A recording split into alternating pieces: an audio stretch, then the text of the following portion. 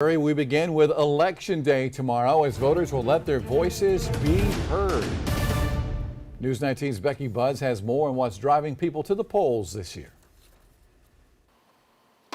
Inside Fairfield County's Office of Elections, last-minute work is underway to prepare for those heading to the polls on Tuesday. To make sure everything is running correctly, that everything is updated properly, and then everything's sealed up and sent out. Director Debbie Stidham is getting machines ready to be picked up by precinct leaders. According to Stidham, Fairfield has about 90 poll workers set to help.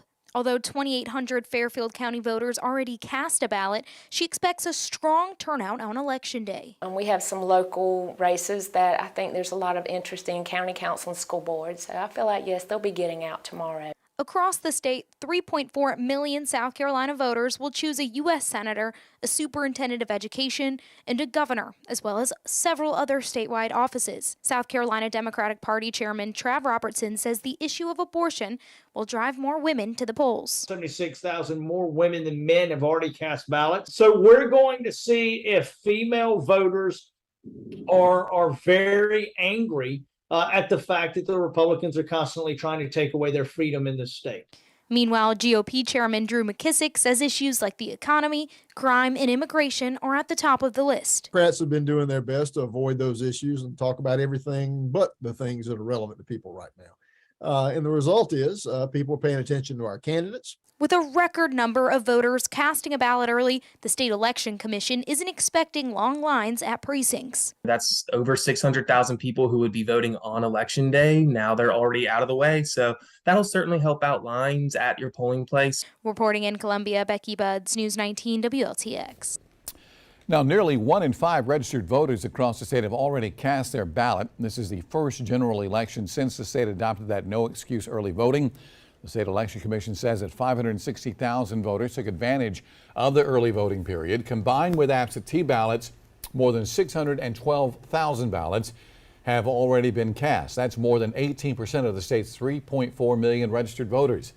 Last Friday was the busiest day for early voting with almost 69,000 people casting their ballots. Taking a look at some of the major races in the state. In the race for governor, Democratic candidate Joe Cunningham and Libertarian Bruce Reeves are hoping to replace current governor Henry McMaster. Another statewide race getting a lot of attention will determine the state's next superintendent of education. The candidates are Democrat Lisa Ellis, Patricia Michael with the Green Party, and Republican Ellen Weaver. All of the state's 7 congressional seats are up for grabs. Most of the Midlands is represented by the District 2 and District 6 seats. In District 2, I should say, Democratic challenger Judd Larkins is facing incumbent Republican Joe Wilson, and in District 6, the candidates are Republican Duke Buckner and Democrat 6th District Congressman James Clyburn. Parts of the Northern Midlands falls in the District 5 area. That seat is currently being held by Republican Ralph Norman. He is running for re-election against Green Party candidate Larry Gaither and Democratic candidate Evangeline Hunley. House District 3 covers Saluda and parts of Newberry counties. JR.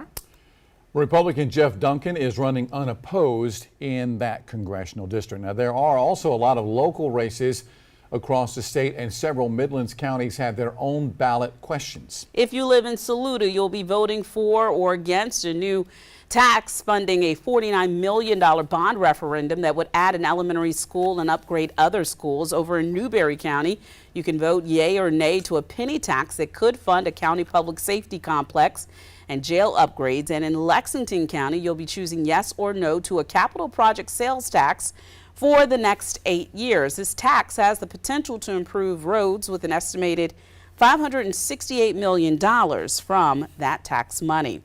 South Carolina is one of 24 states the Justice Department is sending monitors to in an effort to ensure compliance with federal voting rights laws in the midterm elections. In our state, they are being sent to Horry County.